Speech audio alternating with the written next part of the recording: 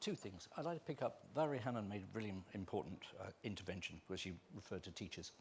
And I'd say that the word that is vital is the word confidence. We've got to find a way of making teaching profession a confident profession. 1997, I started going around schools.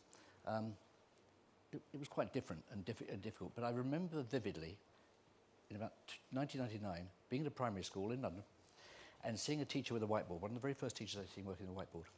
And I remember her saying, it was a primary school, I remember her saying to a kid in the class, "Johnny, you're so much better than me at this. Would you come out and just help me with work with this technology?" And little Johnny got up and he started helping her.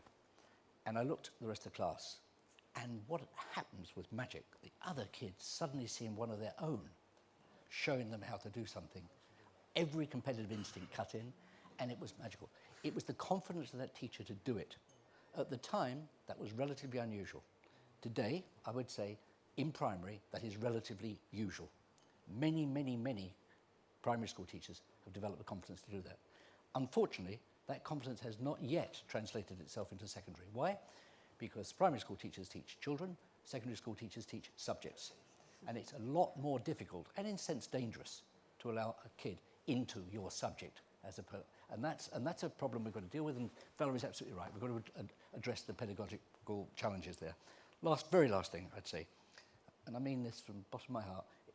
David called me in May 1997, and I went to work for him and Estelle and Tessa Blackstone. For the 6 happiest years of my life, I worked there. The happiest years of my life. And I was thinking when we were talking, I said, why? Because, David, remember, the first 4 of those years, we had very little money. We were extremely financially constrained. But we had dreams, and we had belief, and we actually thought we could make a difference. Those things are beginning to slip away from me a little.